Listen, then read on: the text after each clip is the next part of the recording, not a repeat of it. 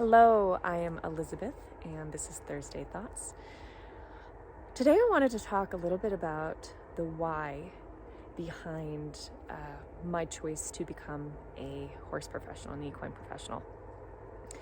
We'll talk a lot about the what, training tips and strategies on Thursday Thoughts, but in light of my post from a few weeks ago about functional freeze and burnout, I wanted to just revisit why I decided to get into this professionally. I was horse crazy as a young kid. I think it's been in my DNA, and ever since I saw a horse for the first time and could identify what a horse was, I was like, yeah, that needs to be in my life, which was really surprising because I'm really a first generation horse addict. My family can't even trace it back to grandparents or great grandparents. No one's really been into horses until me.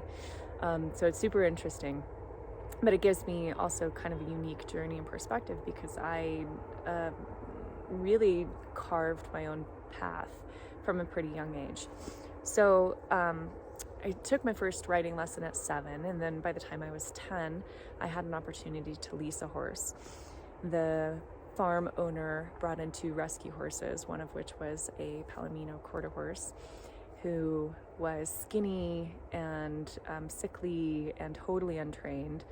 And I looked at that horse and said, oh my gosh, that horse's hair matches my hair. Can I ride him? And the barn owner was like, well, there's no one else interested in him. What could go wrong? A totally green horse with a totally green girl. Sounds great. So my first couple lessons with him were absolute nightmare. I think I spent my first lesson trying to get him out of a corner. So stopping, steering, going was a huge opportunity for me and this horse. But somehow they still decided to offer me a lease, and my parents, not knowing anything about horses, were also like, sure, what could go wrong? I was working my butt off at that age. Actually, gosh, I was 11, I believe, by the time I started leasing him. At that age, I was working off my own lease, or at least part of it. So over the course of, I think I leased him for probably about a year, although it felt like much longer. At that age, everything feels like a really long time. But over the course of the year, I went from, having such struggle with this horse, as far as obedience goes. I don't think I got a single ribbon on him, even though I took him to a bunch of shows. Well, I take that back. I might have gotten a 6th place in a class. But really struggling to get him to do the things, but just absolutely being obsessed and in love with his horse in spite of that. I would take him out and walk him around and graze him and groom him and just lie on him. And the non-demanding time that we spent was so those were our best times. And of course the goofing around and just getting out and messing things up, they were a huge part of my experience with him. And so yeah, over the course of a year, he went from being really difficult and totally untrained to actually being a very rideable horse. And so he suddenly got a bit more attention in the schooling program. Because I was the only one working with him when we first started. And because nobody else wanted anything to do with him. But by the end of my lease, he was being ridden by a handful of other people. But unfortunately at that time, by the time my year was up, the owners realized they had to downsize the schooling program, or at least the horses they had on payroll.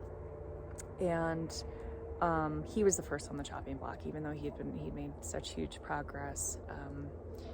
He just still didn't have as much training as the other horses, and so they actually offered for me to own this horse for free.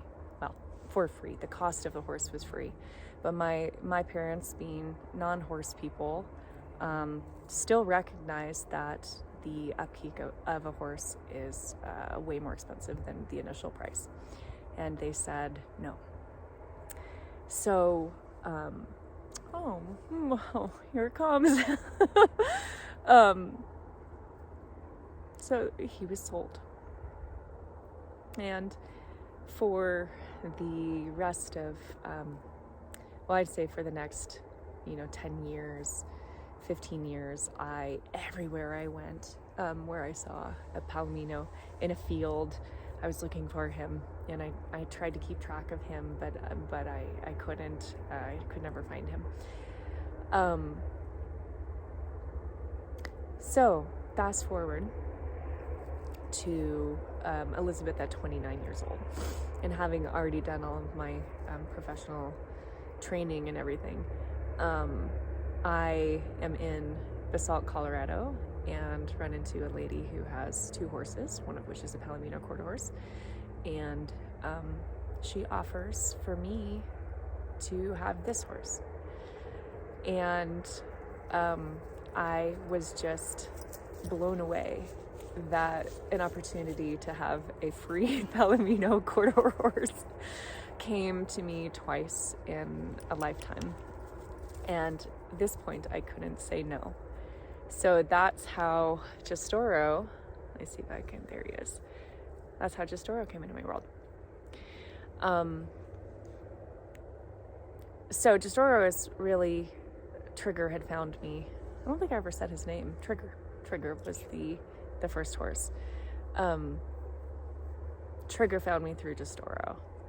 I don't actually know what happened to him. But I strongly feel him. And Gestoro represents the second chance, the opportunity to fulfill promises that I made to him.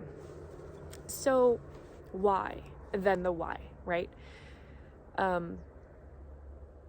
Trigger is really the reason that I chose to be a professional trainer. Because the impact that he had on me, it was more profound than any horse that I had after that. Not just because he was the first, but because his transformation from knowing nothing into a really willing, loving partner, cooperative partner, with like virtually no training and skills from his person, was super powerful. And even at that age, I remembered it. And to me, it's the testament of like what a relationship can do. I did so many things back then that I wouldn't be able to look at if a kid did today.